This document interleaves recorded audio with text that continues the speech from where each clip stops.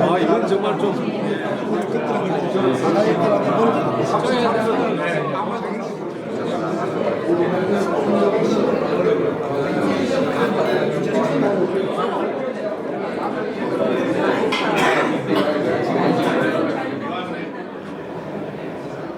오늘 첫해 새 우리 공모 모임 스타트를 하는 날이니까 우리 옆분들하고 인사를 한번 다시 나누도록 하는 시간을 갖도록 하겠습니다. 우리 옆분들하고 서로 새해 인사 좀 나누십시오.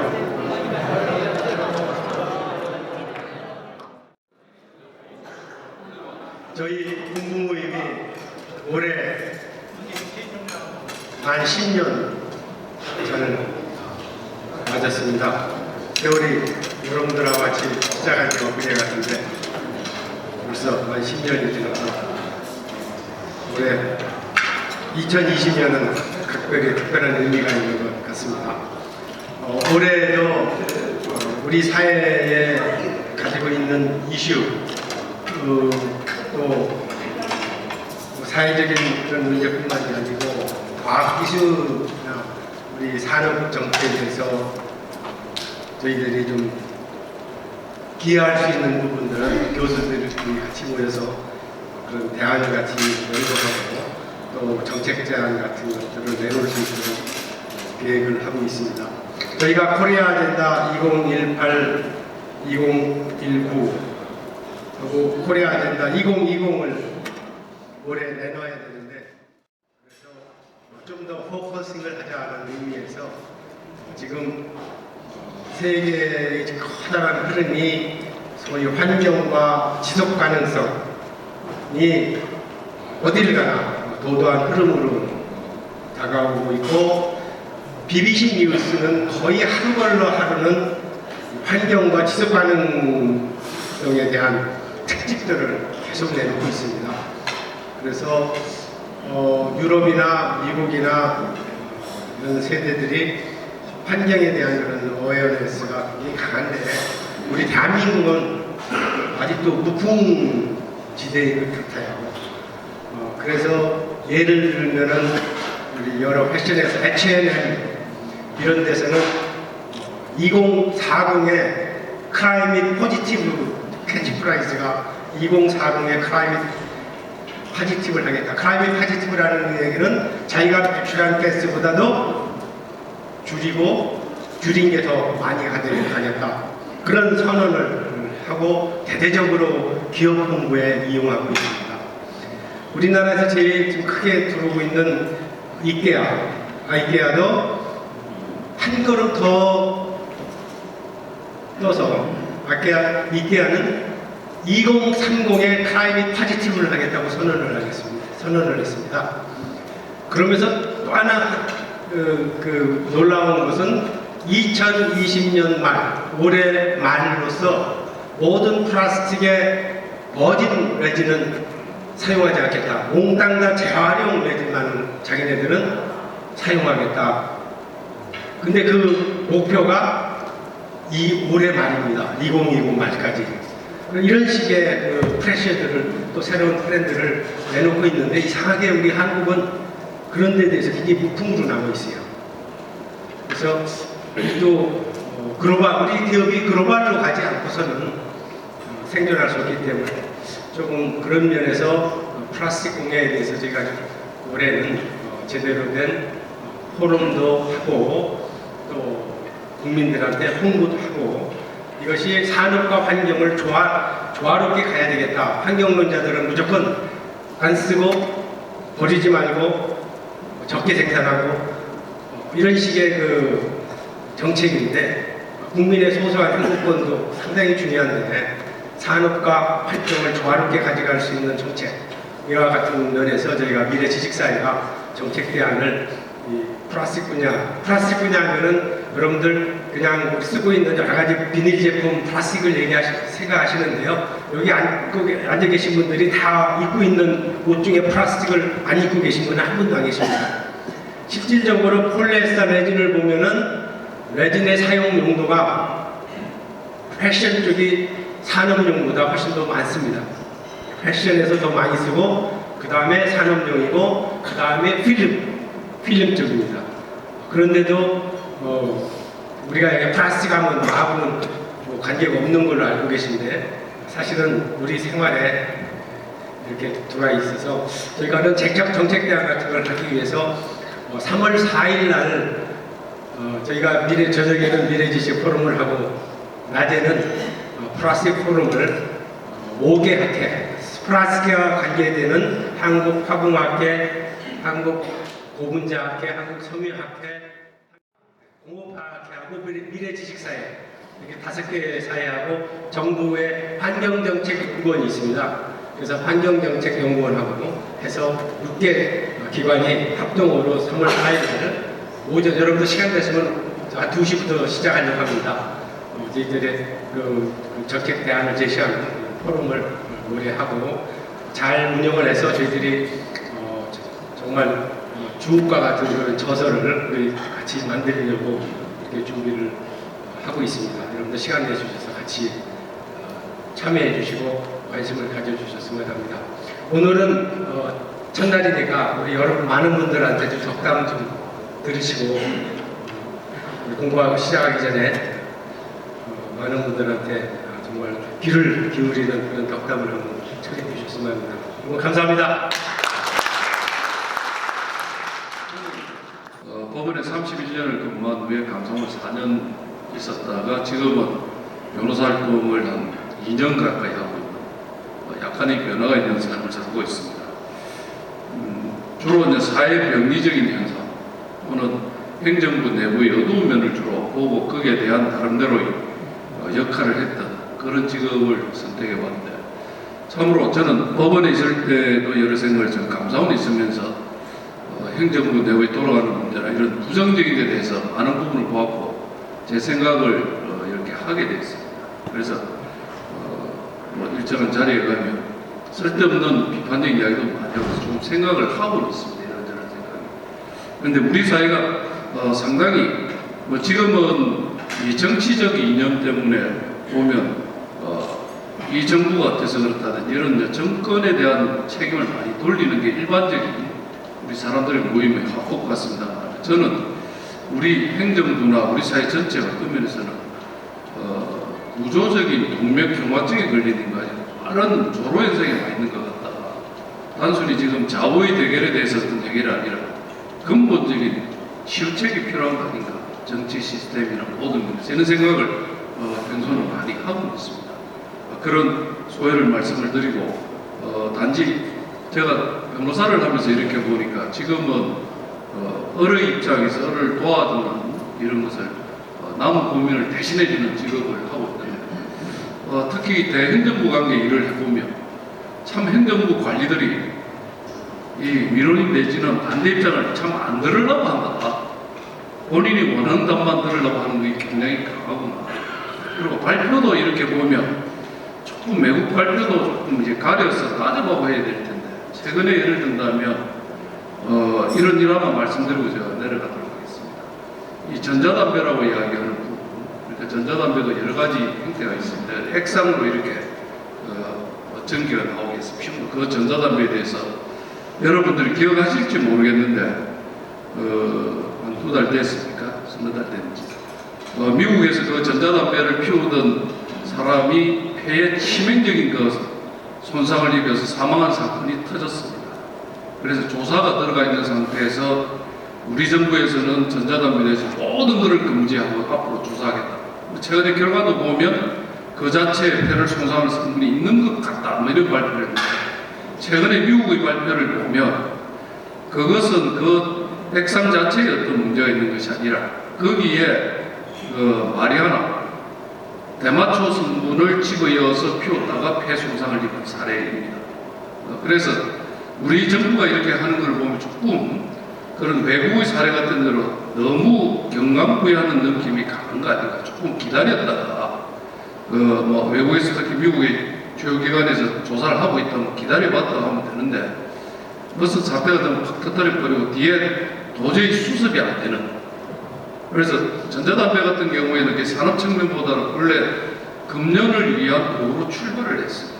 그래서 영국 같은 경우에는 굉장히 그거를 권장을 하는, 어차피 담배를 못 끊을 페이사 조금 피해가 덜한 전자담배를 넘어갔다가 단계적으로 금연을 할 수 있도록 이런 정책적 수단으로 권장을 하고 있는, 우리는 뭐 여러 가지 이해관계 얽혀 있겠지만 그렇게 덜커덩 발표를 해놓고는 지금은 미국 그 주요 기관에서 조사 결과가 나와도 응답을 하고 있는, 정정하지 않는 이런 걸 보면서 우리 사회가 뭐 이 자리에서 많은 이야기를 해보고 하지만 조금 이 메아리가 들어가서 조금이라도 바뀔 수 있는 게 뭐가 있으면 좋겠다. 근데 잘 안 바뀌는구나. 이런 생각을 좀 해봅니다. 정초부터 조금 더 밝은 이야기를 해야 되겠습니다. 이제 이 공공모임을 주관해서 창의적인 아이디어를 끌고 왔는데, 금년에는 이제 플라스틱 포럼을 직접 나가서 딴 학교하고 같이 하겠다. 이건 다시 말하면 우리 공공모임을 여기서 주관하고 우리가 많은 걸 배웠는데, 이제 액션 오리엔트 가지고 하고 나가서 좀 일을 하는 그런 모임으로 지금 이제 서서히 진화하는 것 같습니다. 잘 되길 바랍니다. 우리 그런 의미에서 강학장님한테 박수 한번 드립니다.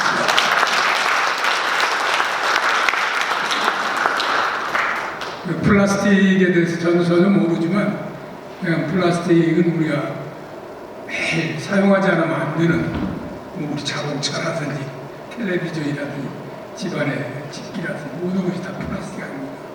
그래서 플라스틱을 옷까지도 그렇다는데 피할 길이 없는데, 그걸 주제로 해서 앞으로 우리 포럼에서 우리 공모임에서 많이 연구를 할 것 같습니다. 그런 의미에서 여러분들 이렇게 뵈니까 참 감개무량하고, 또 우리 모임이 어떤 면에서 가장 성공적이냐면, 여배우는 머리에 쥐가 나요. 하도 공부를 많이 하죠. 그게 사실은 성공이죠. 저도 그 10년 동안에 너무 많은 걸 배웠습니다.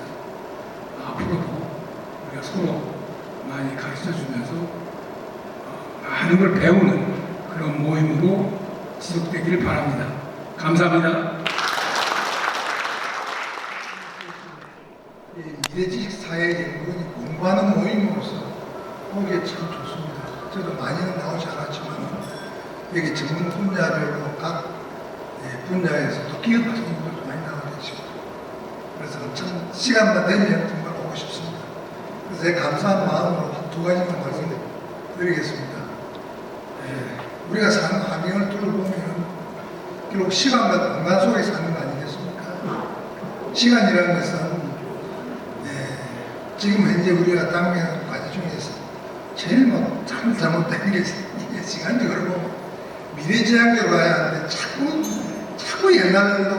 옛날로 과거지향으로 적배청산이라는 이런 거 자꾸 이렇게 사고 있지 않습니까?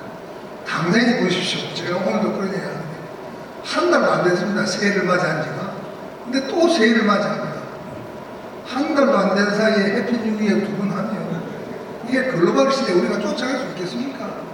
그래서 저는 한 시간 내에 이것부터 고쳐. 음력절기는 농사 짓는 농업인들한테, 또 절기는 또 기후, 이런 데 음력을 쓰기로 하고요. 일상은 양력으로 해서 이제 새해는 1월 1일로 맞춰야 되지 않습니까? 또 이제 그러면 그자리에 새해 복 많이 받으십시오 해놓고 한 달도 안 돼서 또 새해가 온다고 새해가 어떤 새해냐 물으니까 제가 좀 죄송합니다만 그냥 만남으로 가는 년 붙들지 못하고 오는 년 막지 못하니 새로 오는 년 경자년은 또 어떤 년입니까? 그렇습니다. 그래서 시간적으로 보면 우리가 미래지향적으로 살아가야, 공간적으로 보면 대내지향이 돼서 되지 않지 않습니까? 대외지향으로 나가야 합니다. 지난 70년 우리가 이만큼 온 게 결국은 해양 세력 쪽으로 대외로 바다 건너 수출 이런 걸 통해서 우리가 오늘 우리 경제가 쓴 거 아니겠습니까? 나중에 우리 임 교수님 말씀하시겠습니다만 경제가 왜 중요하냐 정말 간접적으로 인식을 다시 하고 해요.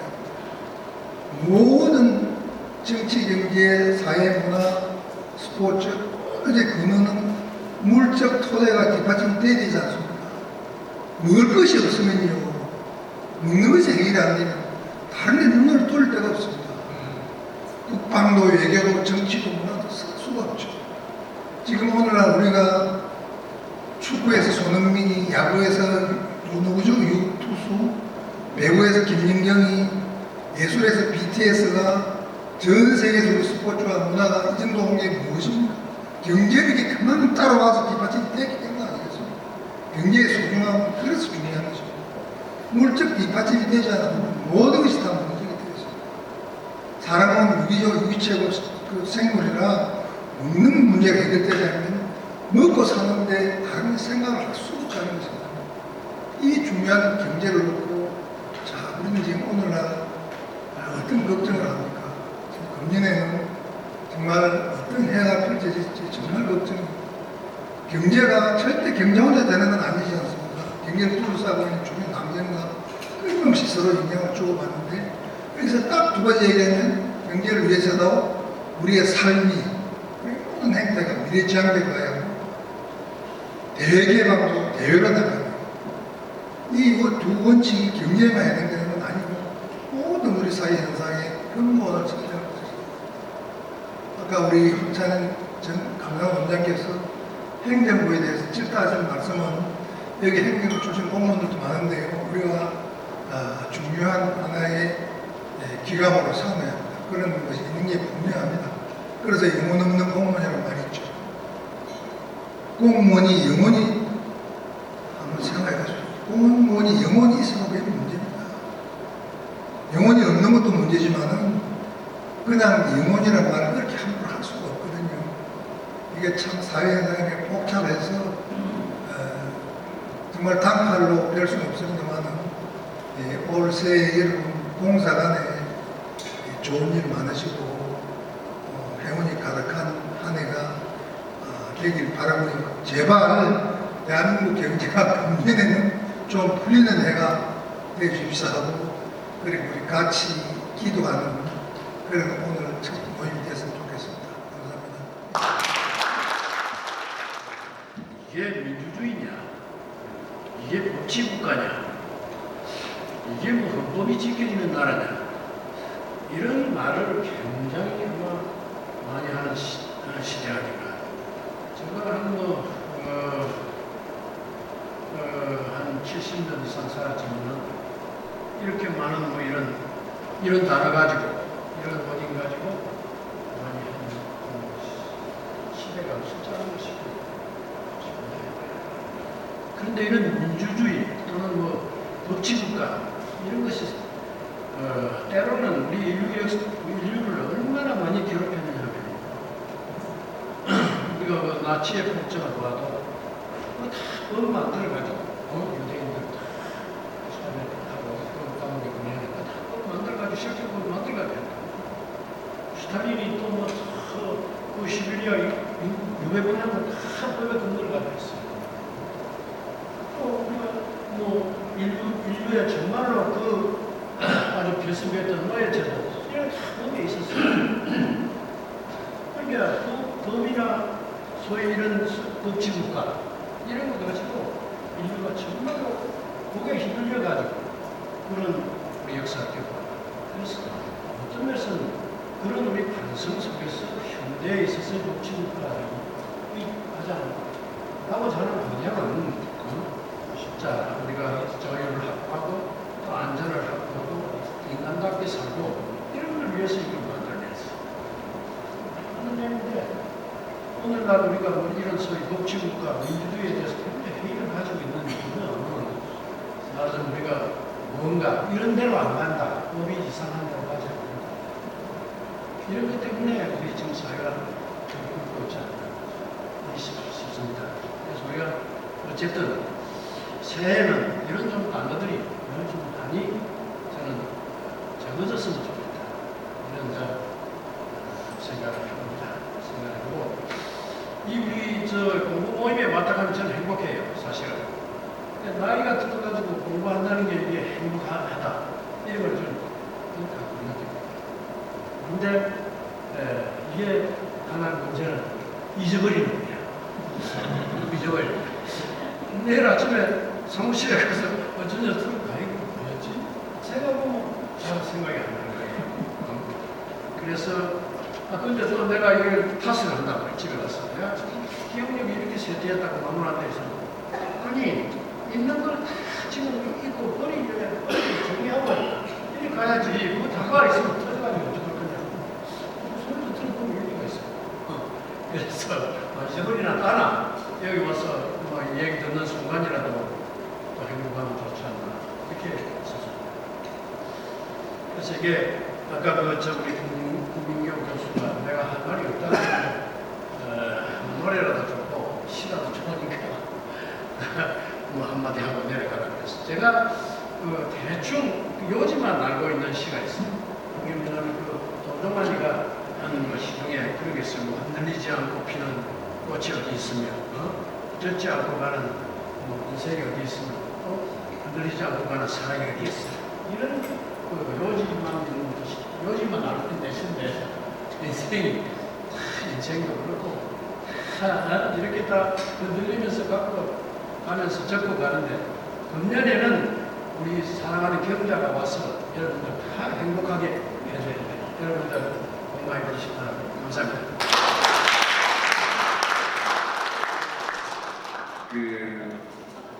이제 안보 문제에 대해서 걱정을 하시는 분들이 많으신데 뭐 엄청 주제가 다양합니다.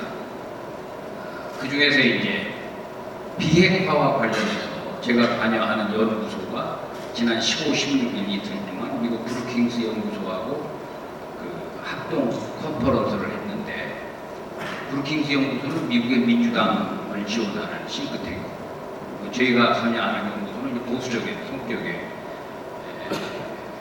싱크탱크인데 8명의 한국의 학자들 및 전문가들이 토론을 한 거예요. 근데 결론은 2년 반 동안 한반도 평화를 위해서 한미, 북, 중 여러 나라들이 노력을 했는데 그것이 실상과 허성이 어떤 거냐라고 했는데 여러분 다 아시는 거지만 북한이 한 번도 북한의 비핵화를 한다고 말한 적이 없다. 북한은 조선반도 비핵화라고 얘기했다. 근데 우리는 그거를 북한의 비핵화라고 생각하고 받아들여서 한미 또 남북 정상회담도 하고 이렇게 했는데 결론은 북한의 의도가 드러나고 우리가 생각하는 비핵화는 물 건너간 것이다. 북한의 목표는 조선반도의 비핵화라고 하는 이름으로 현재까지 개발한 핵무기는 보유하고 미래의 핵 또는 핵시설 이런 것들을 폐기하는 그러한 조건으로 미국과 담판을 쳐서 핵 군축 협상을 하는 것이다. 그래서 우리가 앞으로 플랜 D를 준비해야 한다라고 하는 의견들이 다 모아졌습니다. 그래서 플랜 D는 뭐냐 그게 또 있지만 하여튼 플랜 D다. 그 다음에 이제 오늘 저를 여기 불러낸 그 원대엽 장관님의 문제제기는 유튜브에 보면 전방에 부대가 막 해체되고 그냥 뻥 뚫리고 이러는데 이거 어떤 거냐 걱정을 많이 하시고 많은 분들이 걱정하세요. 그래서 그걸 조금 말씀드리면 국방개혁 2020이라고 하는 거는 2003년도에 노무현 대통령이 취임해서 2005년도에 국방부에 요구한 것이 두 가지입니다. 하나는 군을 다운사이징 하라는 것이고 또 하나는 전자권을 가져오라는 거예요. 근데 그 전제는 우리가 남북관계를 잘해서 평화를 정착시킬 것이다. 그러니 너희 군대 너무 걱정하지 말고 줄여.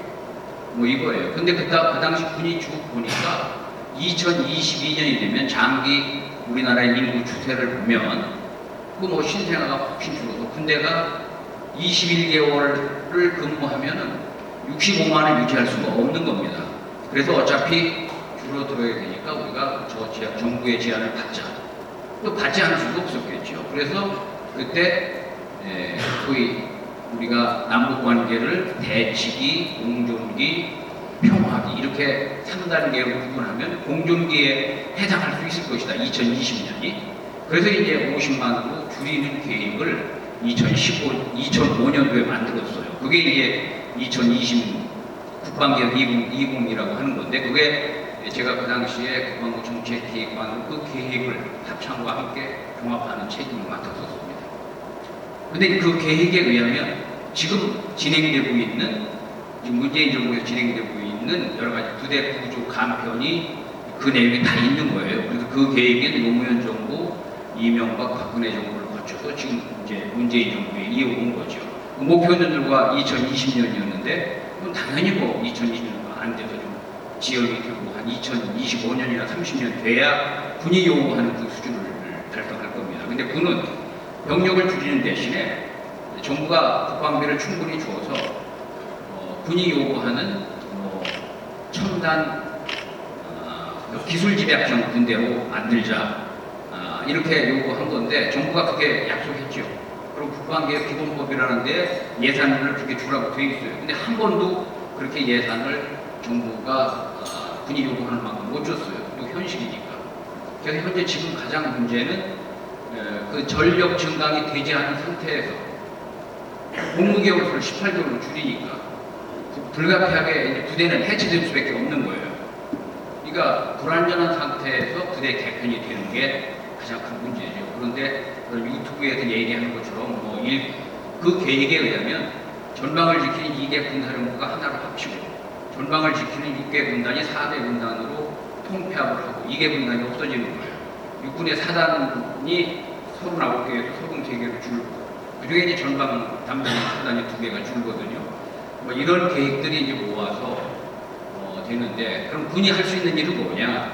정부가 이렇게 한반도 평화 프로세스를 해서 이렇게 간다는데 일각에서 왜 군이 말도 못하고 이렇게 따라가냐는 것이 말씀이 계시지만, 하여튼 군으로서는 그 범위 내에서 자기들에게 주어진 범위 내에서 또 대책을 강구하고 하는 것이 군의 임무이기 때문에, 사실 제가 군의 초공장들이나 후배들 만나면 군의 이제 대밑에서나 훈련이나 강구 잘하라고 합니다만, 그런 측면에서 현역들은 고민하면서 대적으로 검찰처럼 말은 잘 못하는데 올해 말재주가 없어서 그런지도 몰라했군요. 이제 그런 가운데서 그런 훈련 같은 것은 최대한 열심히 시키고 이렇게 하고 있다, 이런 말씀을 드립니다. 어떤 분들도 이런 분들이 있어요. 야, 갔더니 대전차 장애물이 다 없어졌더라. 근데 대전차 장애물이라고 하는 거는 1950년 6.25 전쟁 이후에 북한의 그 전차에 의한 기동전 대비로 만드는 건데, 지금 한 40-50년 지나면서 적의 전차를 격파하는 수단이 육군의 그런 장애물 말고 화력이나 무기체계, 전투수의 방법이 많이 발전돼서 그런 것들은 도시의 확장, 또 교통 개선 이런 측면에서 많이 없어졌어요. 없어지면 그 대신에 이제 장벽이 없어지면 그 대신에 도로대하고는 아직도 군내에서 대의적으로 발표하지 않는 그런 조치들이 진행되고 있는 겁니다. 그래서 제가 말씀드린 것은 군의 대밑태세가 많이 좀 약화된 것 사실이죠. 또 정신 자세도 많이 약화된 것이 사실입니다. 왜? 적이 분명하지 않으니까. 현재 그런 상태가 있습니다만은 나름대로 군의 간부들이 여러분이 걱정하시는 것만큼 그렇게 손을 놓고 정부의 평화 프로세스만 바라보고 있는 것은 아니고 그들 나름대로 최선을 다하고 있다, 이렇게 이해를 하시면 될 것 같습니다. 네, 불행 중 다행이라고 생각하시면 될 것 같습니다.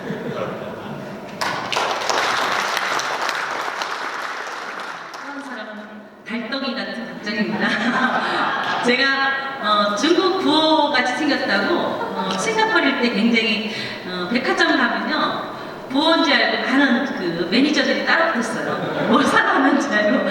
어제 우리 신동기 회장님 취임하는 그 VI 거기를 갔었는데, 그 파라다이스 시티 그 호텔에서도 제가 중국의 부호인 줄 알고 몇 사람이 또 따라붙더라고요. 제가 근데 오늘 제가 이렇게 되게 달덩이 같은데, 오늘 이 달덩이 같은 얼굴 때문에 이 자리에 나온 거예요. 다른 건 하나도 없습니다.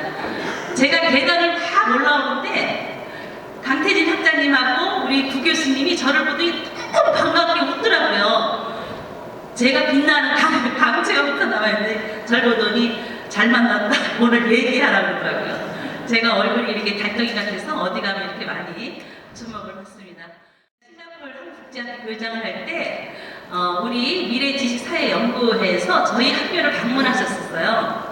그래서 제가 그때 그 학교를 막 세우던 중이어서 서울대학교 학장님과 또 그때는 미래창조 모임이라 그랬어요. 그 모임들 석학들이 오셨으니까 너무 저희한테 너무 좋았던 거예요. 그래서 이분들 모시고 제가 우리 학교에 굉장히 많이 멘토 사업을 해서 저희 학교가 그 당시에 이렇게 좀 반석에 올라가는 그런 큰 계기가 됐습니다.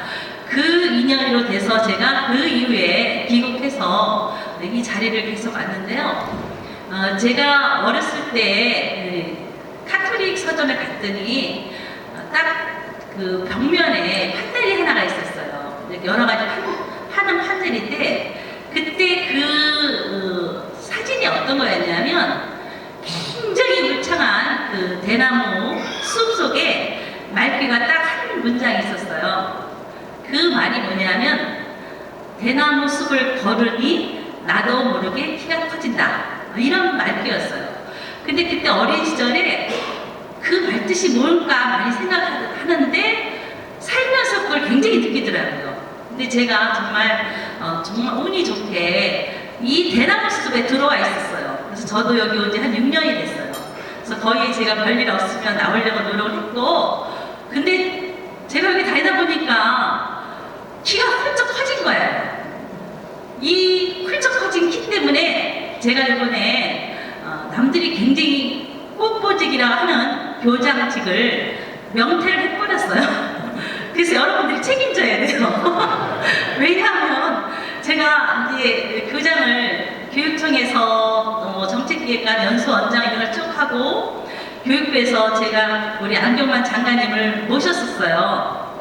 이게 이런 사람인데 이 공부를 하면서 요새 지나가는 교육의 흐름을 보면서 내가 여기 한 교장으로 있지 말고 나와서 사회에 좀 더 다른 일을 해야겠다 생각이 어느 순간 딱 드니까 더 이상 학교에 못 있겠더라고요. 그래서 가감히 명퇴를 내고 지금 새로운 일에 도전하고 있습니다. 저희의 후원자십니다, 여러분들. 그래서 제가 앞으로 더 큰 나무가 돼서 여러분들과 같이 인생을 같이 사는 그런 사람이 되겠습니다. 너무 저희한테 귀중한 자리를 마련해주셔서 감사하고요. 새해 복 많이 받으시기 바랍니다. 감사합니다. 새로운 일을 시작하신다니 또 저희가 또 후원을 해드릴 일이 있으면 열심히 도와드리겠습니다. 자, 그럼 마지막으로요. 오늘 또 가시는 길에 선물을 준비해 주신 분이 계십니다. 소복주인데요. 이게 꽤 무겁습니다. 이게 지금 한 1800ml입니다. 이거를 한 병씩 가져가셔야 됩니다. 자세히는 모르겠습니다만 말씀을 듣기로는 올해 이게 청와대 선물로 지정이 돼서 지금 공급이 되고 있는데 지역배 사장님께서 저희 미래지식사회연구회 회원분들을 위해서 또 쾌척을 해주셨습니다. 사장님 어디 계시죠? 네, 잠깐 앞으로 나오셔서 소복주에 대해서 한번 설명 좀 부탁드리겠습니다. 네. 그래서 정석껏 너무 많이 담다 보니까 병이 커졌습니다. 죄송합니다. 즐거운 추석 되시고요. 기왕 나온 후에 저는 주식회사 일성을 하고 있는데 펌프업을 한 30년 이상 했습니다. 그리고 지금은 안전브레이킹하고 또 하나는 제가 한 10년 동안 이 나노보이라고 거기에 한 20억 들여서 투자해서 지금 개발을 계속하고 있어가지고 여러 사람들이 저한테 미쳤다, 중독됐다 이런 얘기를 많이 했는데 지금은 그 서울대학교하고 같이 교수님하고 같이 연구해서 했는데 지금 제가 생각할 때 성공을 했다고 봅니다. 그래서 지금 그게 뭐냐, 나노보글로는 이 머리카락이 납니다. 그래서 제가 머리가 빠졌던 게 머리가 나고요, 실제로. 그리고 당뇨병이 났고 위장염이 났고 그리고 피부 아토피가 났습니다. 그래서 저도 깜짝 놀랐어요. 그래서 심장약을 개발하다 보니까 비아그라가 된 그런 제가 기계를 개발해가지고요. 언제든지 오시면 보여드리고 다 체험할 수 있게 해드리겠습니다. 하여튼 감사합니다. 오늘 강연을 진행을 하도록 하겠습니다. 아까 말씀드린 것처럼 윤창현 교수님께서 말씀을 해주시겠는데요. 교수님 나오셔서 준비하시는 동안 제가 간단히 양력 소개를 하겠습니다. 윤 교수님께서는 서울대학교 물리학과를 먼저 졸업을 하셨습니다. 그리고 또 경제학과까지도 졸업을 하셨습니다. 대단히 특이한 경력이신데요. 그리고 미국 시카고 대학교에서 경제학 박사, 전공은 국제금융파생금융을 하셨습니다. 그리고 한국금융연구원 연구위원, 그리고 고려대학교 국제대학원 개공교수, 명지대학교 경영무역학부 교수, 그리고 2005년부터 지금까지 서울시립대학교 경영학부 교수로 재직하고 계시고요. 한국금융연구원 원장, 그리고 공적자금관리위원회 민간위원장 등을 역임을 하셨습니다. 오늘 주제는 2020 글로벌 경제 그리고 한국 경제입니다. 큰 박수로 환영해 주시면 감사하겠습니다.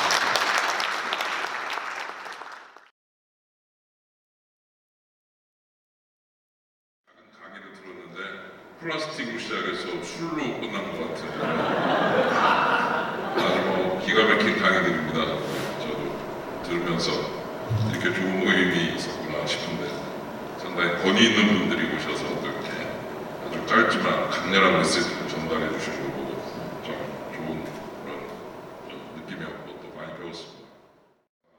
여러분들께서 여기 와 계신 것도 또 그런 좋은 생각을 좀 스스로 만들어내기 어려울 때 와서 이렇게 듣다 보면 좋은 생각이 탁 스칠 때 그때 빨리 적어 놓으셔야 돼요. 왜냐면 금방 또 잊어버려요. 하도 좋은 생각이 많이 듭니다.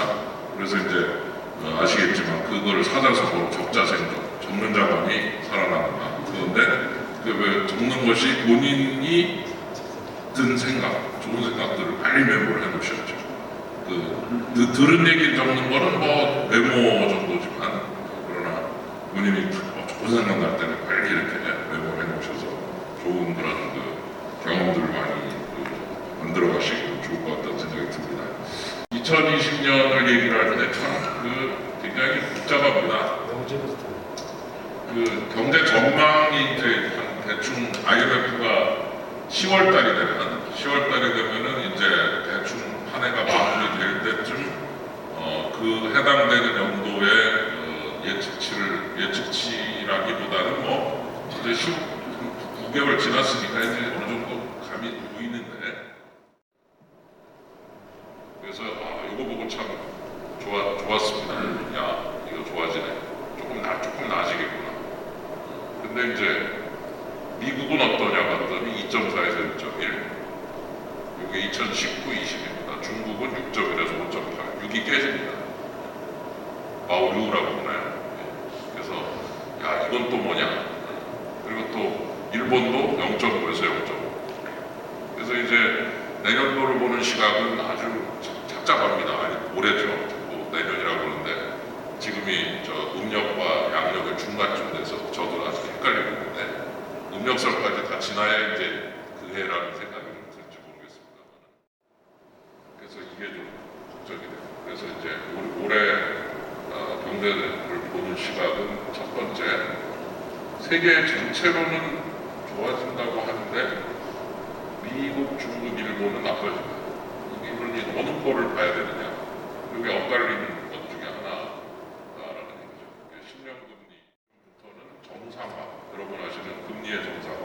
그래서 금리가 이제 다시 잘 올라가서 위기 이전 수준까지는 아니어도 꽤 많이 오를 거다라고 하다가 갑자기 꺾이면서 이제 당분간 초저금리 시대가 한 10년은 갈 거다 쪽으로 바뀌어버렸습니다.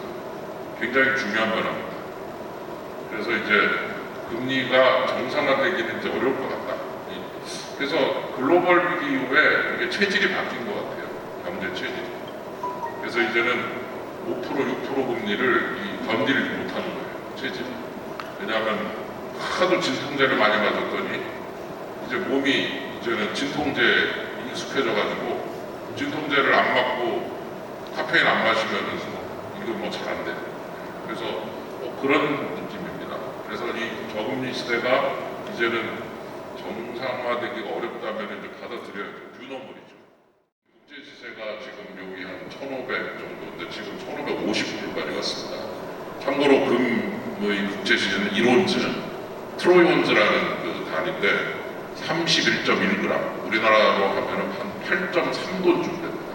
그러니까 이 8돈 조금 넘는 그 한 단위, 그거에 국제시세가 지금 1,550불 됐으니까 많이 올라갔죠. 그래서 그러면 왜 그럴까? 그러면 주가가 오르는데 왜 금은 또 같이 오를까? 바로 주가가 오르는 이유가 바로 금리가 떨어지면서, 너무 금리가 떨어지니까 이제 똑같은 배당을 줄 때도 그 배당 2% 정도 준다고 하면은 옛날에 금리 2%대는 뭐 금리 쪽이 훨씬 나은 건데 이제 금리가 1%대로 가니까 배당 2%가 엄청나게 귀중한, 아주 소중한 그 수익이 되니까 주가로 가버리는 거죠. 그래서 최근에 주가의 상승은 분석을 해보면 기업의 실적은 별로고 나빠지고 있는데 금리가 너무 떨어지니까 주식을 보는 시각이 바뀌어가지고 밸류에이션이 바뀌어가지고 주가가 오른다는 거예요. 그러니까 금리가 떨어지니까, 금리가 떨어지면서 이제 주식은 옛날보다 배당이 똑같은데도 주식값이 오르는 거예요. 왜냐하면 너무 낮으니까. 그 다음에 또 낮으면 이거 원문이 금으로 가죠. 그러니까 주식하고 금이 같이 오르는 아주 기이한 현상이 벌어지고 있는데 그 뒤에는 초저금리 시대의 도래, 그리고 그것이 이제는 정상화되기 힘들 것 같다. 새로운 기준으로 자리 잡을 것 같다는 생각이 뒤에 숨어 있지 않느냐. 그래서 상당히 좀 묘합니다. 좋아지는 것 같은데 사실은 별로 많이 뜯어보면 좋아지는 게 아니에요. 그래서 우리나라도 주식 지금 오르고 있거든요. 근데 그게 두 가지가 해석이 가능하겠죠. 앞으로 기업이 잘 될 것 같아서 좋아진다가 1번이라면, 2번은 그래도 이제 초저금리 시대를 벗어나기 힘들다면 이제는 한 2% 배당만 줘도, 1, 2% 배당만 주는 주식도 옛날보다 훨씬 높은 가치가 있다. 2018년은 좀 그런데 이제 19년은 조금 줄고, 그래서 전반적으로 이제 그 중국이 압박을 많이 받고 있구나라는 것을 볼 수가 있는 측면입니다. 대부분 안 좋아지고 있죠. 예. 우리나라는 뭐 여러분이 많이 아시지만 한마디로 정리해보면 이렇습니다. 이렇게 올라가는데 이 추세를 딱 놓고 추세를 빼고서 보면 이렇게 됩니다. 업앤다운, 업, 다운, 업, 다운. 확정이 된 게 2년 조금 넘어서 나왔습니다. 2019년 9월, 10월쯤에 여기. 근데 딱 이게 언제입니까? 바로 이 정부 출범식 거죠. 그러니까 이제 여기서부터 내려가고 있었는데, 그러면 이 내려가고 있다는 사실을 알았더라면은 경기 부양책을 쓴다든가 혹은 좀 이렇게 경기가 잘 될 수 있도록 지원을 하는 정책을 썼어야 되는데, 이제 이때 우리가 주로 나온 정책들이 참 안타깝게도 최저임금 2년 연속 누적 30%. 저는 그게 굉장히 컸다고 봅니다. 뭐 누구 비판하자는 게 아니고 팩트만 보자는 거죠. 만일 이게 정점인 줄 알고 정점을 찍고 내려가는 거를 정확하게 알았더라면은 이제 그런 식으로 막 그 장사 안 되는 사람한테 인건비 더 줘라. 그럼 장사 안 되는데 어떻게 월급을 더 주라고 그러냐. 이런 부분. 참 타이밍이 안 좋았어요. 그래서 이게 지금 30개월짜리거든요. 이게 최악인데, 왜냐하면 왜 하는 게 되니까 지금 근데 30개월이 올해 3월입니다. 그러니까 이제 다음 달 되면은 이제 기록을 세우는데 저점을 언제 찍냐. 지금 이제 조금 꿈틀꿈틀하고 있어서 혹시 저점 찍은 거 아니냐 하는 얘기들이 나오는데 나올만 합니다. 왜냐하면은 최장 기록에 지금 육박하고 있어요. 2019년 9월부터니까 17년 9월까지, 19년 9월까지 24개월이고 거기다 6개월 더하면 30개월이면 올해 3월입니다. 그러니까 이제 저점 찍을 때가 됐는데 너무 좀 희망이 없어요. 그래서 여기가 이제 한국 경제를 보는 시각을 잘 보여주는 그런 그 부분이니까 11순환기 이때부터 시작해서 없다 해서 이게 이제 우리의 모습인데 좀 아쉽습니다. 이때 이제 좀 통화 자정도 좀 쓰고 임금 인상 이런 거를 조금 연기를 한다거나 좀 최저임금을 살짝 좀 조정을 했다든가 참 좋을 뻔했는데 이 타이밍이 아주 안 좋았어요. 그러다 보니까 이제 신용불량자, 이거는 뭐 그냥 참고삼아 가져온 건데요. 2017년에 신규로 신용불량자가 된 사람이 못 갚은 돈이 5조였는데 9월 말까지 8조입니다. 3조가 늘었습니다. 그래서 이분들이 누굴까? 역시 자영업자 아니겠습니까? 그래서 자기 돈, 자기가 개인적으로 빌려온 돈으로 사업자금 쓰다가 사업체가 문 닫으면 이제 연체가 되고 불량, 소위. 그다음에 이 BSR 방식으로 조사한 컨슈머 인사이트도 보면은 재밌는 게 물가는 조금 오른다 그랬는데 물가가 별로 안 올랐죠. 틀렸는데요. 여기 1000명한테 물어봐가지고 이렇게 봤더니 경기고 다 날아가는데 부동산 투자는 올라갔다. 이분들이 맞았더라고요. 그래서 가끔 이렇게 여러 명한테 물어봤을 때 지혜가 좀 주어지지 않는다 그런 생각이 좀 들고 국가 채무는 이제 여기가 제일 조금 안 좋습니다. 1000조입니다. 2023년에. 그래서 롯데가 이제 800조, 900조 거의 1000조 가까이 되니까 2023년에 이제 그래도 1000조 원의 국가 부채가 되는데 걱정이 많이 되죠.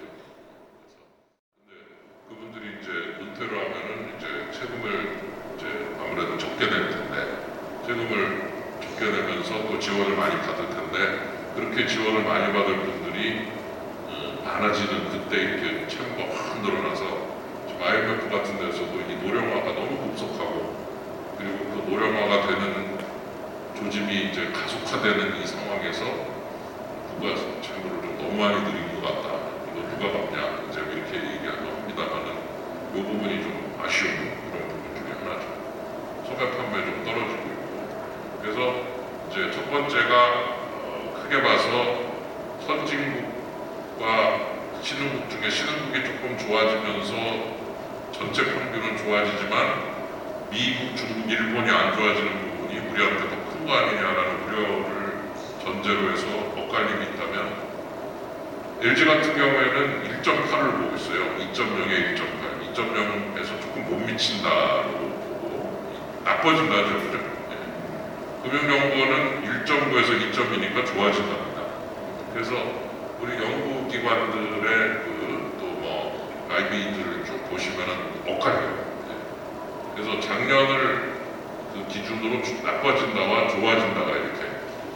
근데 이게 지금 두 그룹이 딱 이렇게 A그룹, B그룹이 딱 구분이 된 정도입니다. 여기라면 좋아진다는 쪽은 설비 투자가 이제 회복된다.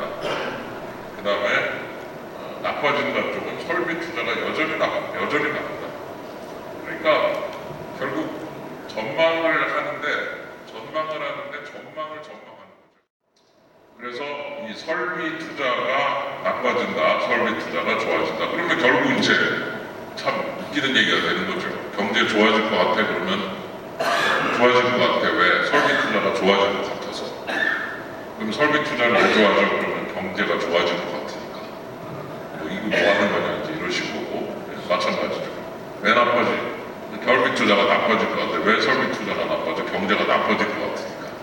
그래서 참 이런 말하기 죄송하지만 이렇게 많이 엇갈리는 경우는 참 드물거든요, 사실. 그래서 내년도 작년 기준으로 내년 그리고 올해를 보는 시각은 세계 경제에 있어서의 엇갈림. 그 다음에 기업에 있어서의 지금 이제 기업 여기 하시는 분들 또 경영하시는 분들도 참 여러 가지 생각이 많으실 줄 압니다만 이게 좋아지느냐의 문제.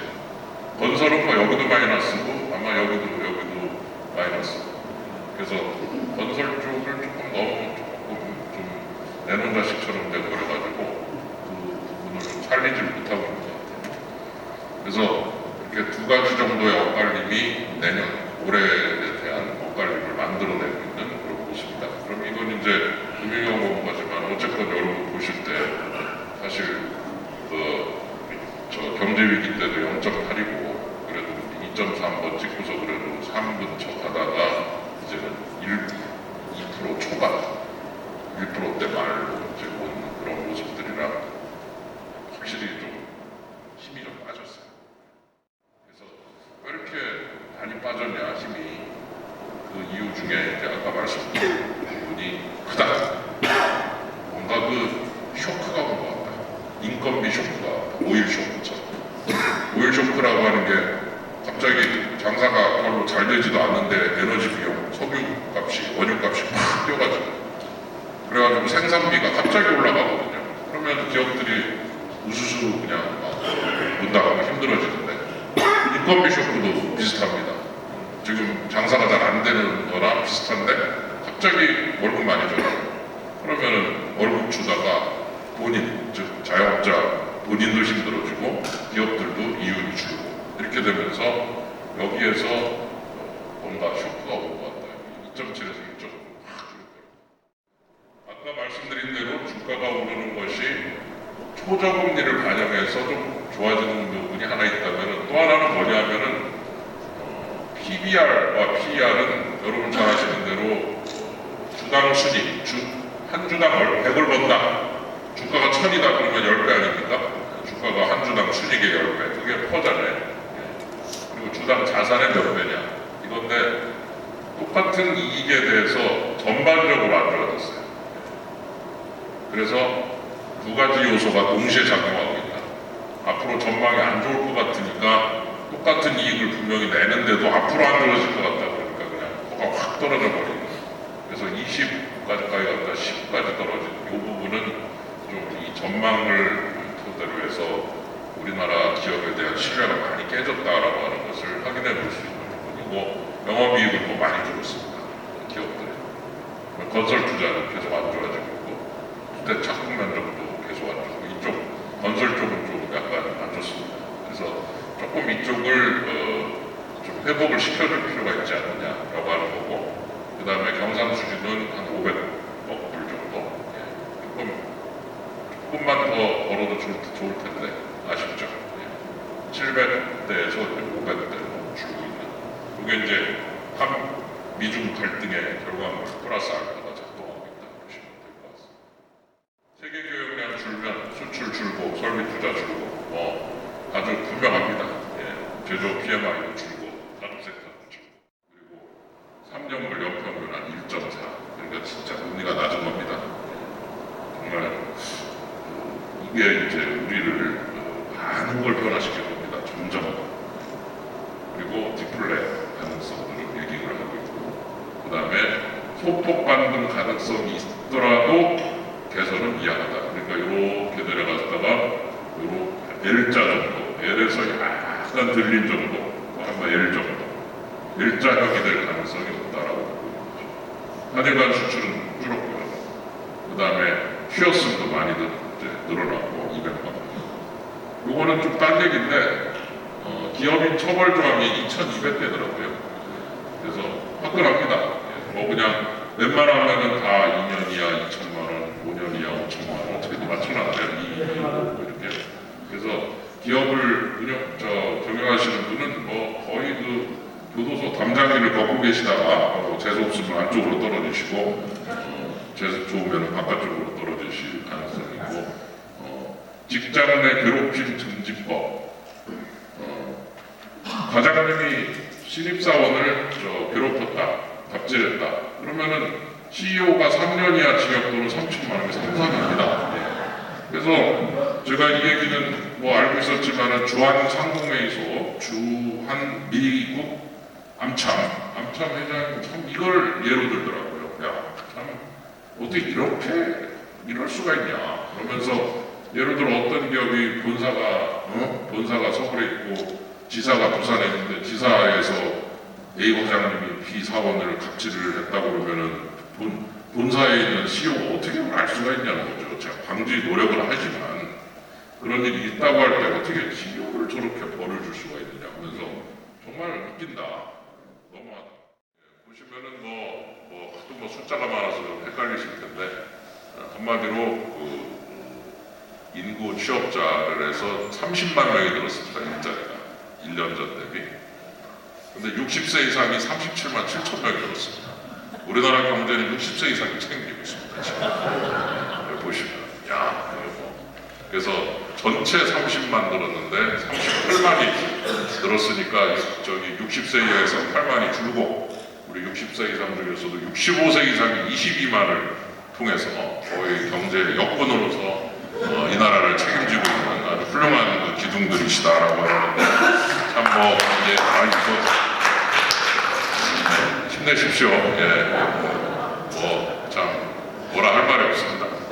그래서 아니 집에서 손주 보고 쉬셔야 될 분들을 이렇게 물론 다 알바짜리고 그냥 적당히 좀 이렇게 하면은 뭐 움직이시면 뭐 돈 드리는 거 다 알고 계시지만 일자리라는 게 솔직히 그냥 경제학을 들먹거리지 않아도 일자리에 진짜 좋은 일자리는 세금을 내는 일자리거든요. 월급 받아서.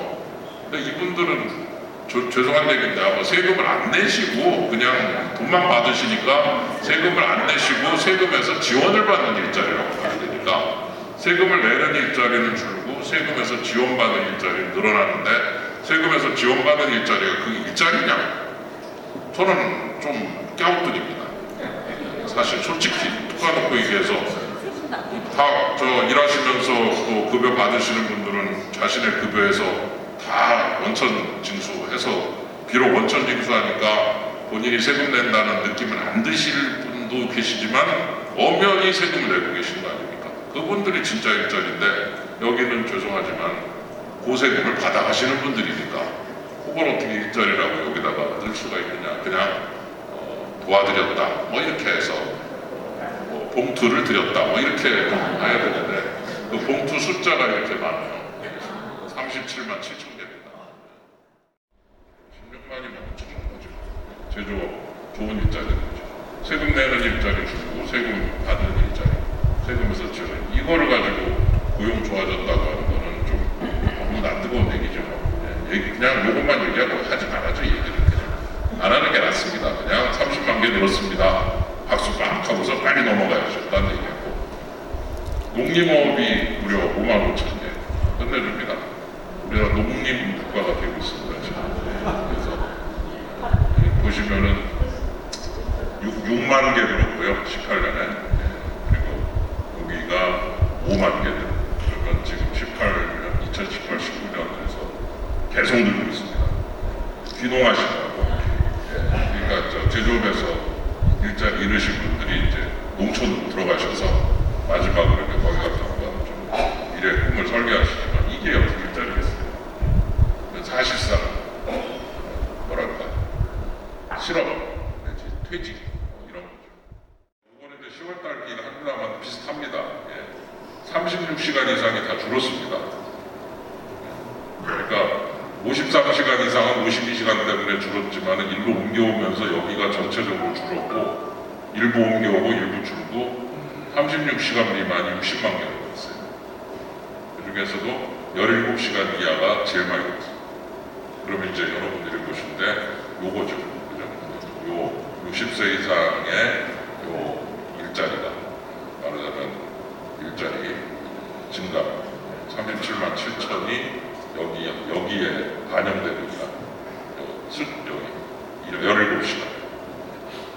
그래서 한마디로 알바, 세금으로 주는 알바 일자리를 잔뜩 카운팅을 해놓고 겉으로 숫자는 좋게 보이지만 뜯어보면 아주 안 좋아요. 이게 이제 고용의 모습이라 조금 아쉽습니다. 그 다음에 이제 제가 주목하는 게 요새 부동산 때문에 골치가 아프시잖아요. 그 결론부터 말씀드리면요, 2009년 9월 10년 전에 얼마였냐 1,500조입니다. M2라고 하는 것은 한마디로 예금 다가온 겁니다. 그래서 예금 중에서 정기예금형 형태의 또 금융책 이념 미만까지 해서 대략 여러분들의 통장, 정기예금 통장하고 수신 입출금식 통장 안에 찍힌 액수를 다도한 정도. 그게 지금 1,500조. 근데 매년 7%씩 늘었습니다. 그래서 2009년 9월 2,850조, 그리고 11월 2,893조. 그러면 이제 러프하게 1,500조에서 3,000조. 돈이 10년 사이에. 그러면 돈이 3,000조가 됐단 말이에요. 왜 이렇게 돈이 많아졌냐? 계속 늘었거든요. 금리 떨어뜨리면서. 경제가 안 좋으니까. 그럼 3,000조가 지금 어디가 있느냐 이거죠. 그러면 이제 이 돈이 주식시장으로 가고 막 기업에 투자가 되고 막 이래야 이제 돈이 그쪽에서 생산 분야에서 돌면서 부가가치도 창출하고 좋아지는데 아까 보신 대로 투자를 많이 났습니다. 그러면 이제 갈 데가 없는 거죠. 영업이익은 줄고 기업들은 힘들어지고 일부 뭐 업종에서만 상승이 나타나지만 전반적으로 어렵고 그러면 이제 그 돈이 일단 정계금 통장과 수시 출금 그 다음에 CMA 부자, MMF 부자 이런 데 딱 들어가 있다가 이제 이렇게 보니까 저기구나 하고 간 데가 이제 바로 일부 특정 지역의 부동산이죠. 그러니까 그쪽에서는 확 그냥 돈이 몰리면서 오르니까 A급은 오릅니다. 그러나 눈을 크게 떨어져서 이렇게 옆에를 보면은 B급들도 많습니다. 만만하게 오르는 데나 유지되는데 그 다음에 지방의 상당 부분 뭐 대전이나 이런 뜨거운 데 몇 개 빼놓고는 다 떨어집니다. C급. 그래서 부동산은 눈을 들어서 전체를 보면은 A, B, C를 다 보면 거의 그대로입니다. 그러면 이제 집값이 안정됐다 이렇게 얘기하시죠. 그러면 이제 A 더하기 B 더하기 C의 평균은 제로 수준. 그런데 A는 급등, B는 만만한 상승, C는 급락. 전쟁에서 A만을 대상으로 전쟁을 선포하는데 그 전쟁을 하는 대상은 통화량입니다. 통화량 가지고 전쟁이 될까? 그리고 생산 분야로 돈이 이미 이렇게 못 가게 막은 거랑 똑같이 힘이 들어졌는데 그 상태에서 갈 데가 어디 있냐? A급밖에 없다. A급으로 가는 거죠. 그러면 이 돈 줄여야 되거든요. 그러면 이 돈 줄이면 이제 그나마 먹고 살던 데도 다 죽으니까 못 줄입니다. 계속 금리는 1.25%에서 올리지도 못하고 떨어지지도 못하고 계속 있으니까 저 돈의 거를 보고 그래서 정책을 좀 하는 분이라면 또 솔직하게 이렇게 얘기를 하는 수밖에 없잖아요. 저게 저렇게 돼 있고 갈 데가 없으면 갈 데가 죽어있는 밖에 없는 거죠. 대만을 갔더니 대만 내에서도 똑같은 일이 벌어지고 있습니다. 베이비 부모들이 대구시에 좋은 그 지역의 아파트들을 많이 가지고 있고 그런 상황에서 젊은이들이 그 아파트를 살 돈은 없고 뭐 아버지 어머니 잘 만나는 친구들은 하나씩 받지만 그렇지 못하면 대구시에서 멀리 떨어진 데서 살 수밖에 없는 거죠. 그래서 이제 훌륭한 젊은이들이 졸업을 하고 실력 좋은 친구들은 다 중국으로 갑니다. 그래서 대만대 경제학과 교수님하고 얘기를 하는데 그분이 우리나라가 헬조선이라고 한다는 걸 알더라고요. 젊은이들이. 그러면서 너들이 헬코리아라고 그런다며 맞다. 그랬더니 우리는 귀신의 섬이라고 한다. 귀도. 대만의 모습하고 우리의 모습이 상당히 겹쳐지는 부분이 많습니다. 이 부동산 문제는 전 세계적으로 아주 문제입니다. 왜 그러냐? 이 볼펜값이 오르면요, 국내에서 오르면 해외에서 수입하면 됩니다. 교역제거든요, 트레이드. 근데 A급 부동산이 오른다고 아프리카에서 집을 심을 수가 없잖아요. 집은 수입이 안 됩니다. 제가 이 얘기를 했더니 어떤 분이 진짜 그러네 그러시더라고요. 그래서 제가 오늘 웃었어요. 민망해가지고. 근데 진짜로 집은 수입 안 됩니다. 넌 트레이더블이거든요. 비교역제. 수입을 못하니까 저 돈이 교역제는 못 올리고 이 볼펜값은 못 올리고 물가는 이제 전반적으로 평균적으로는 아주 낮은데 유독 일부 A급 부동산만 인플레이션이 오니까 전반적 디플레이션 속에 국지적 인플레이션이 나타나는 거예요. 로컬 인플레이션. 특정 분야. 그러니까 돈의 흐름에 이상이 생긴 거예요. 그러니까 돈의 흐름에 이상이 생긴 거를 어떻게 부동산 투기와의 전쟁으로 막습니까? 그래서 A급을 떨어뜨린다. A급을 떨어뜨리는데 성공했다. 만세 그랬는데 B하고 C는 작살이 나는 거죠. 제가 볼 때 A급이 죄송한 얘기인데 지금 저 3년 전 대비 한 125 내지 130대거든요. 30%쯤 올랐는데 그 3년 전 내지 4년 전으로 되돌아올려 보내겠다. 100으로 간다. 그러면은 지금 90 한 2나 90 정도 된 우리 C급은 C급도 30% 떨어지면은 IMF보다 더 많이 떨어져요. 그럼 그렇게 해서 BC를 작살을 내면 이제 국민경제 곡소리가 나는 거죠. A를 줄일 때 BC는 가만히 있으면 괜찮지만 A를 줄이려고 너무 무리를 利息까지 다 떨어진다면 이제 그 다음에는 이제 부동산 담보대출 받은 사람이 신용 불량자가 되는 거죠. 그래서 참 어려운 과제입니다. 솔직하게 얘기를 하는 것이 더 나을 것 같은데 자꾸 이걸 부동산 투기꾼 때문에 올렸다고. 이 돈이 부동산 투기꾼이 올렸겠어요.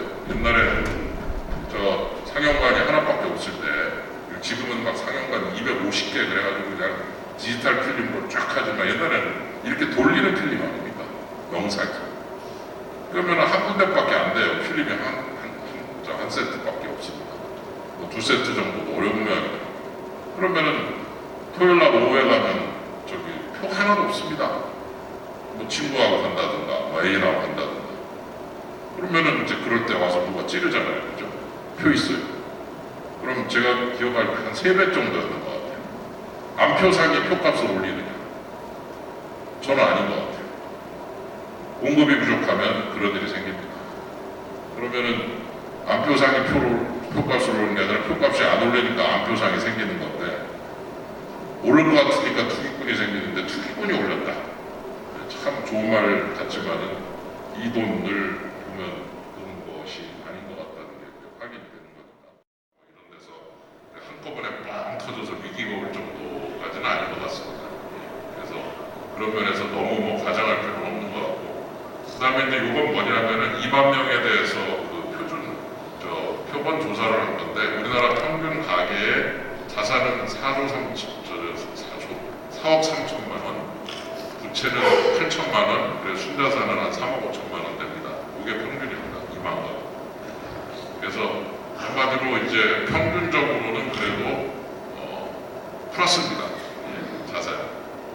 그리고 가계부채가 월 급여가 많은 분들이 많아요. 부채가. 그래서 부채 그 분포는 괜찮은 편입니다. 담당할 수 있는 능력에 비례해서 부채가 이제 있어서 조금 난데 문제는 자영업자인 것 같아요. 아까 보신 자영업자들이 장사가 잘 될 때 이제 본인 명의로 대출받아서 사업자금 썼다가 장사가 안 되면은 그게 전부 부실화되기 때문에 자영업자 빼놓고는 괜찮은 것 같은데 어쨌건 대략 이거니까 아마 여기 계신 분들은 아마 이거보다 좀 더 높으실 거라는 생각이 듭니다만 장기 불안 가능성 제시되는데 아직은 조금 있을 만합니다. 근데 그래도 좀 대비는 해야 될 것 같아요. 혹시 하는 마음을 가지고 물가 떨어지면 좋은 거 아닌가요? 이런 분들이 있어요. 근데 전혀 그렇지 않습니다. 왜냐하면은 물가가 떨어지면 좋은 거 아닌가요? 뭐냐면 자기 월급은 그대로라는 가정이 있거든요. 근데 물가가 계속 떨어지면 이제 월급도 떨어집니다. 그러면 이제 막 얼어붙어가지고 돈을 못 쓰는 거죠. 일본이 그랬어요. 한 마이너스 하는 경우에는 30%까지 월급이 떨어져서 월급이 줄어들면 막 사람들이 그 월급 통장 찍히는 숫자가 줄어들면 엄청난 쇼크를 받더라고요.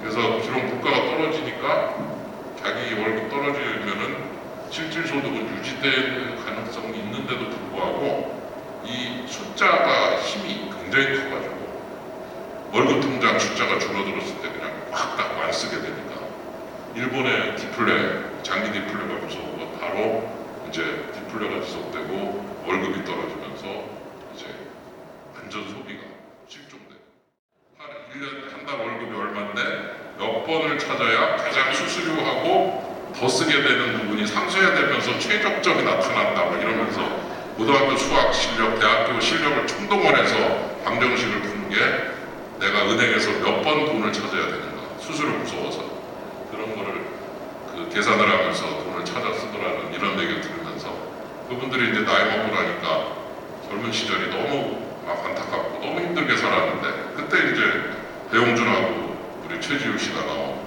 저 겨울 영화를 보면서 갑자기 나도 저렇게 아름다웠는데 이러고서는 그냥 짐 싸갖고 한국에 온 거 아닙니까? 그래가지고 와갖고 춘천에 남이섬에서 막 벤치 붙잡고 울고 막 이러면서 그때 이제 한류가 시작된 윤사마의 그 열풍이 바로 이제 이런 부분에서 시작된 게 아닌가 싶은데 하여튼 제발 좀 하지 말아야 되는데 가능성은 조금 있는 것 같습니다. 혹시 제가 경제학을 하는 사람으로서 타이밍이 참 그렇게 안 맞았는가 참 안타깝습니다. 이런 거를 경제가 좋아질 때 했으면 그러면은 아마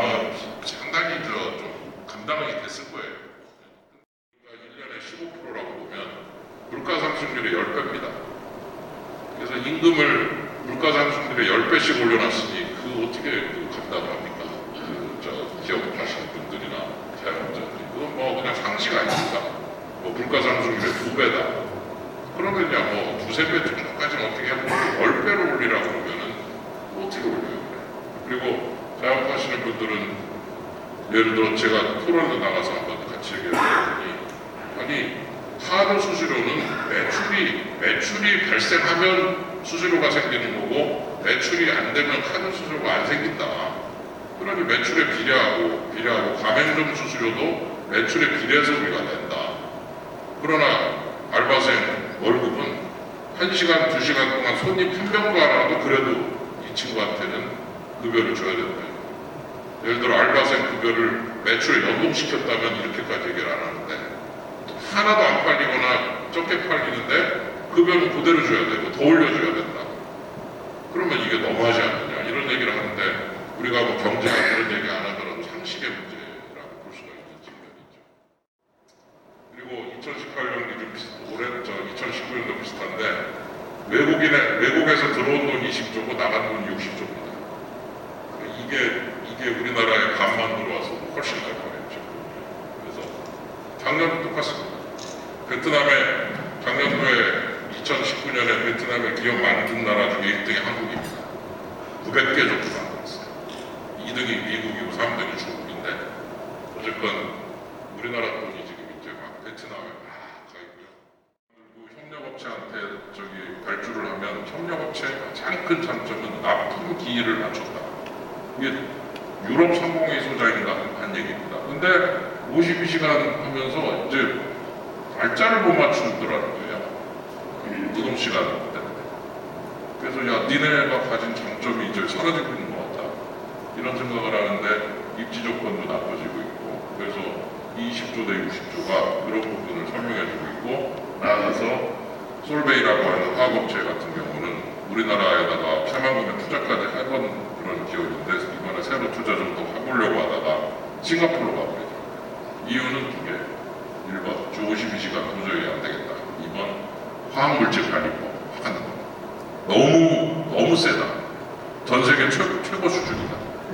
그래서 전 세계에서 가장 센 기준을 만들어 놓고 국회는 박수치고 우리는 할 거 다 했어 하고 집에 가고 그리고 이제 솔베이 같은 회사는 야 이거 한국 왜 이렇게 세냐 못 들어오겠다 하고 빠이빠이 하고 그래서 참 필요하고 의미가 있고 이렇게 해야 또 우리 국민들이 참 이렇게 화학물질의 위협에서 벗어날 수 있다 뭐 이런 거는 다 이해는 가지만 그래도 전 세계 최고 규제는 좀 너무하지 않은가 평균적 수준은 몰라도 또 약간 좀 어려울 것 같다는 각인이 있었는데 저도 일단은 하여튼 좀 잘 버티시라 그래서 그리고 상황이 그렇게 좋은 것 같진 않은데 다만 반도체가 그냥 반도체를 볼 때마다 여러분도 느끼시겠지만 꼭 저 1849년 골드러시가 일어나서 혁명 시대에 A도 하고 B도 하고 C도 하고 D도 하는데 전부 필요한 건 청바지거든요.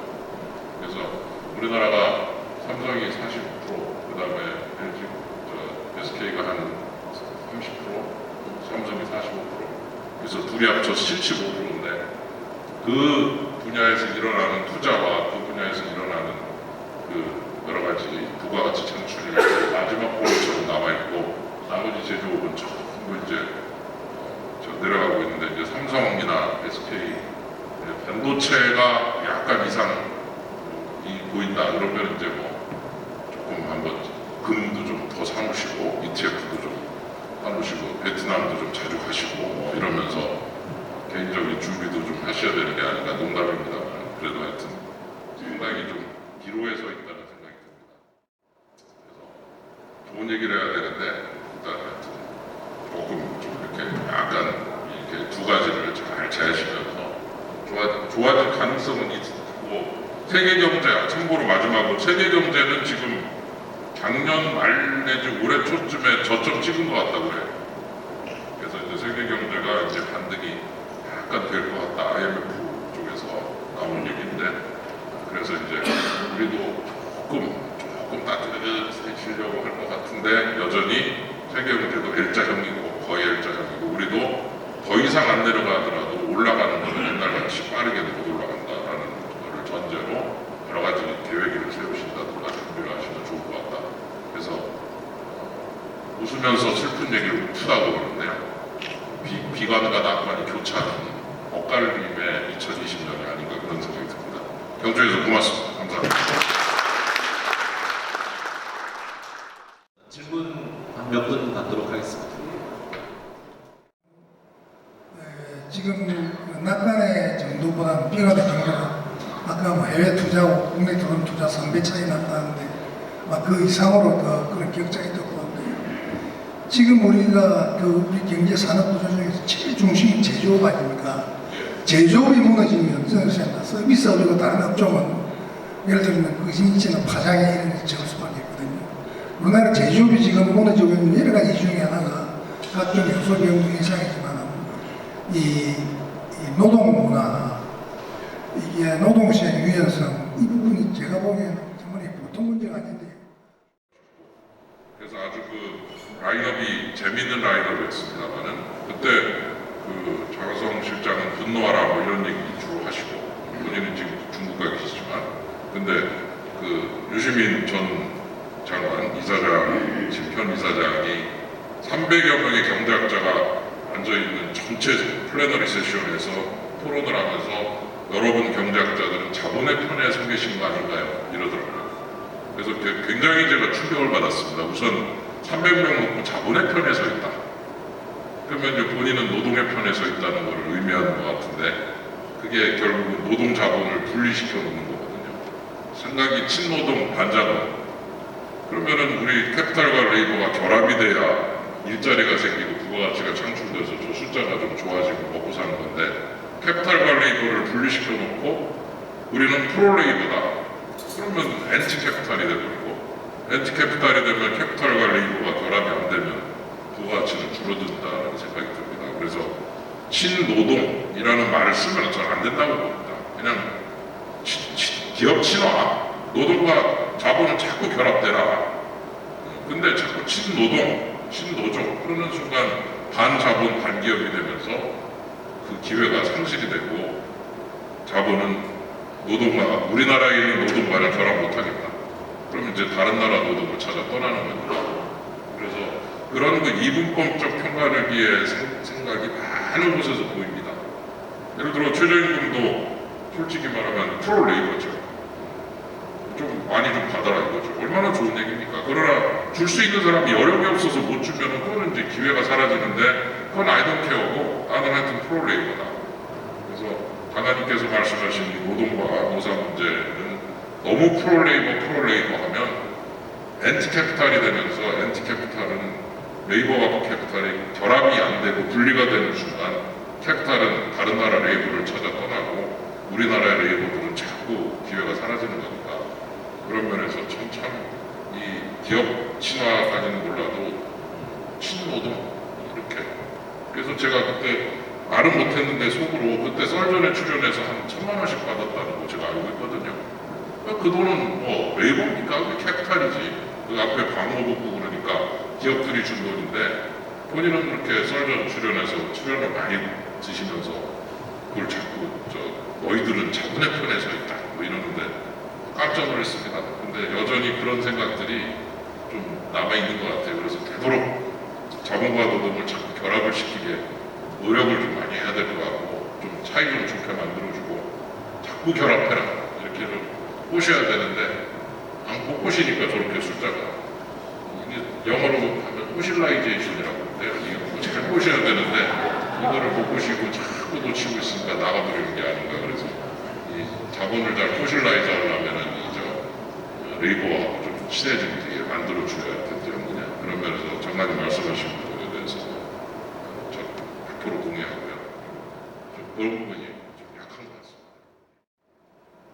네, 학장님. 오늘 환율에 대해서 전혀 말씀을 안 하셨는데요. 예.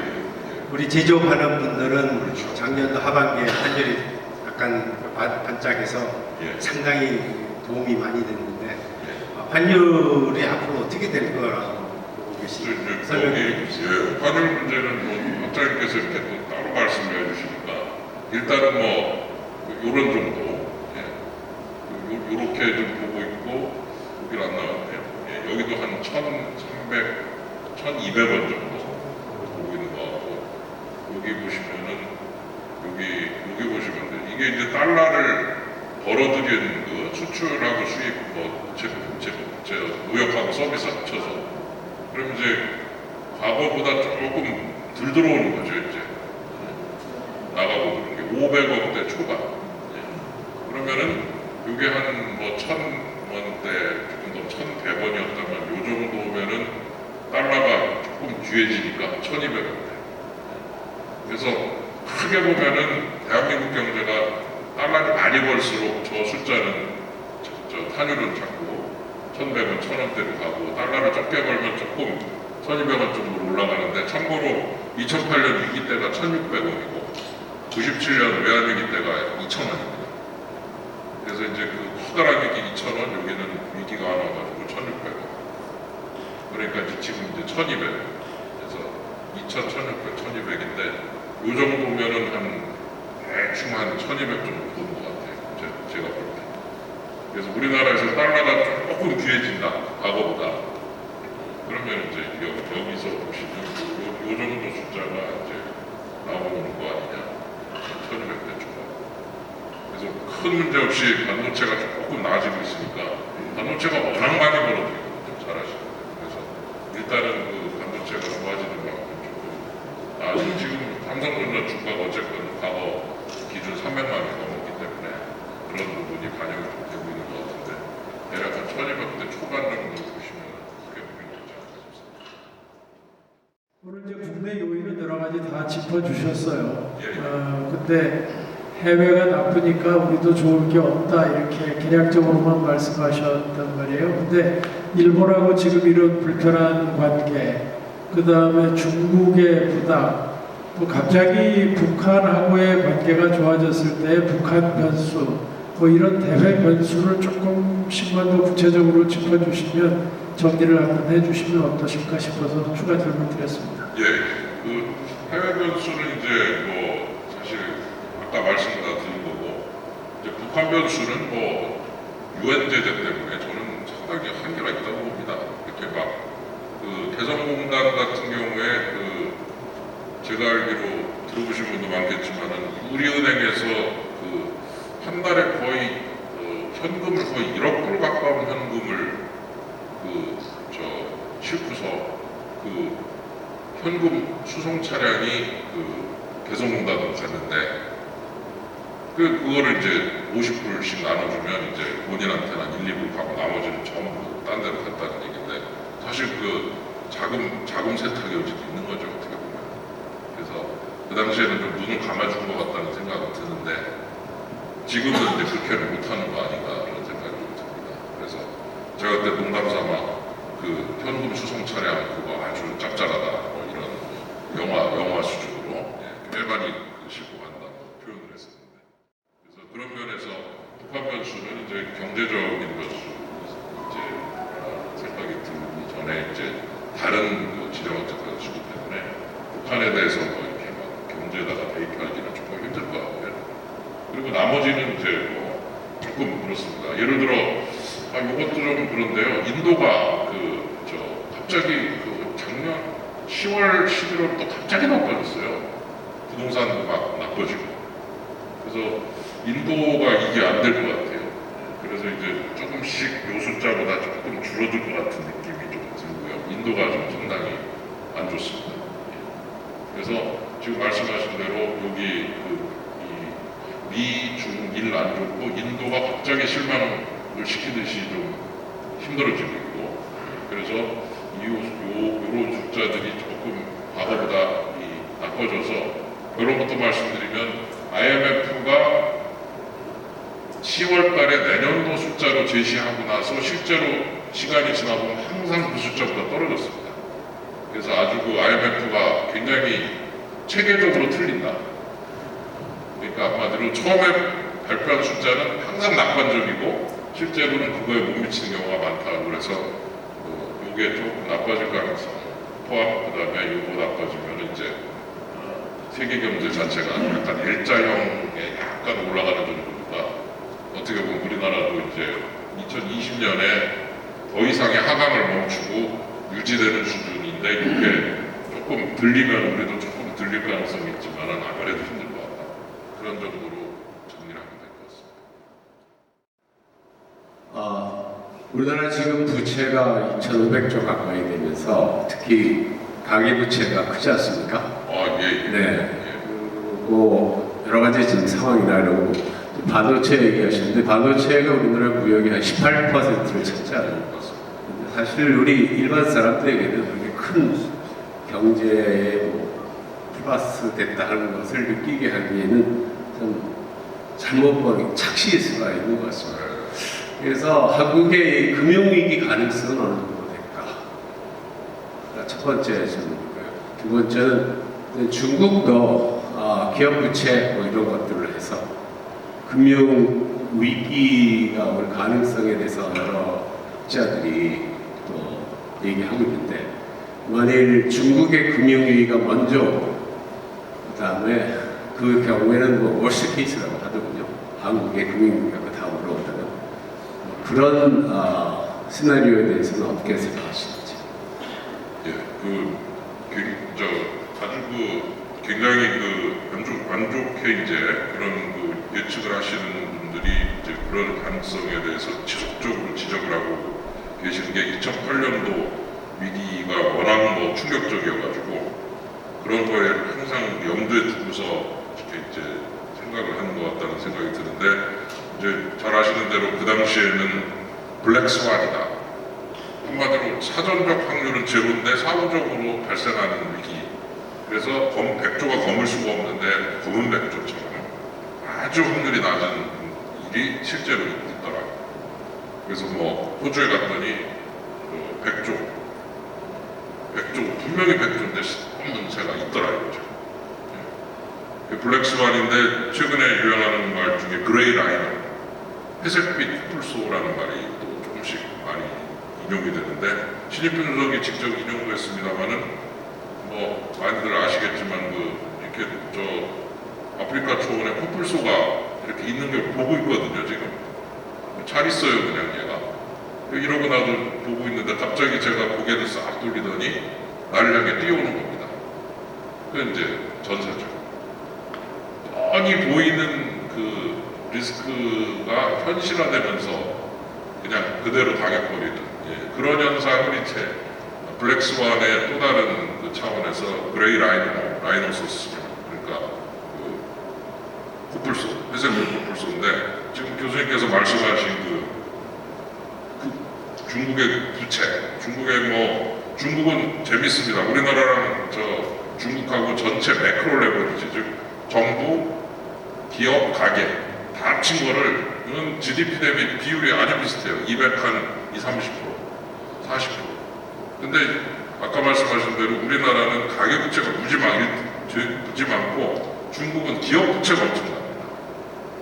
그러면 이제 어느 게 더 안전하냐? 솔직히 가계는 많잖아요. 그러면은 그 많은 가계가 동시에 무너질 가능성은 그나마 좀 나은데 기업은 안 그렇거든요. 기업은 하나하나가 큰 부채를 들고 있기 때문에 기업 하나가만 무너지면 그냥 여파가 엄청나다.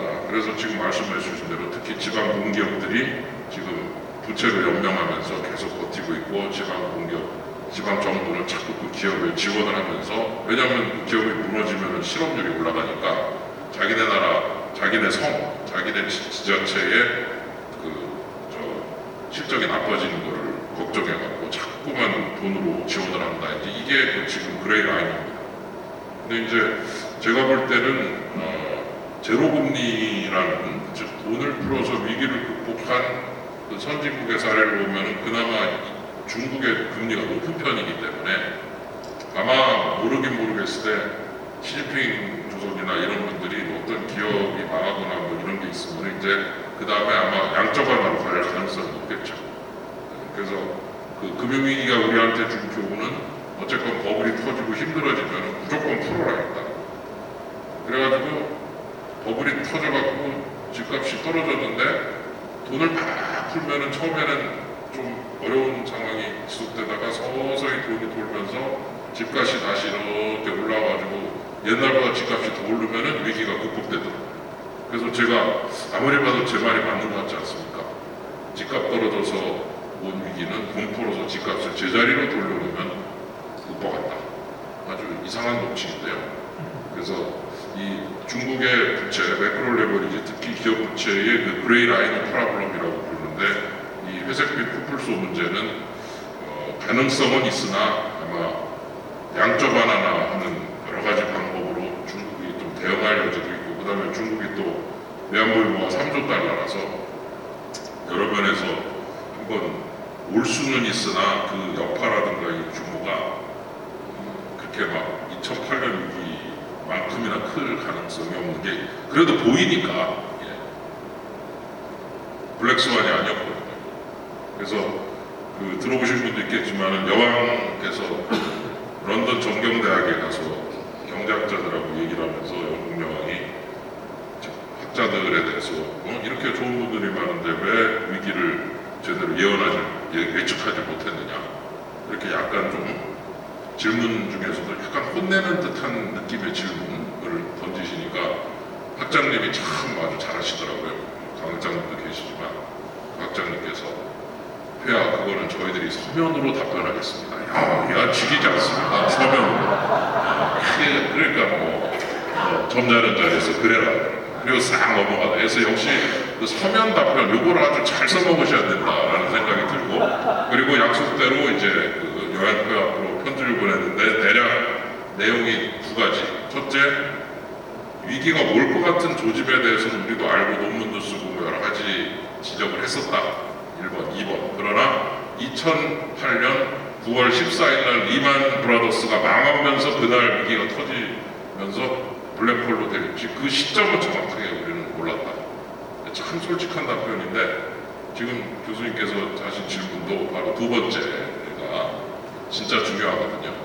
첫 번째는 약간 조짐은 보이는 것 같은데 정확하게 2020년 9월 25일 날 밤 12시부터 시작되고 이런 거, 그거는 좀 경제학자 영역이 아니라 신의 영역에 가까운 건데 어쨌건 염두에는 항상 두고 그레이라인의 프로블럼으로 이제 잘 보고 있어야 되겠다는 생각이 듭니다.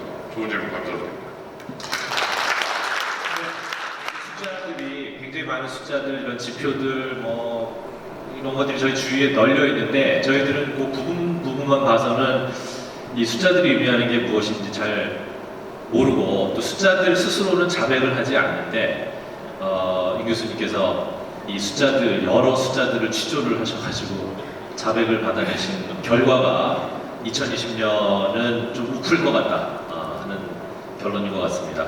저희가 비관도 낙관도 아닌 항상 그 정신줄을 놓지 말고 긴장의 끈을 놓지 말고 또 채워 나가야 될 한 해가 되지 않을까 그렇게 생각이 듭니다.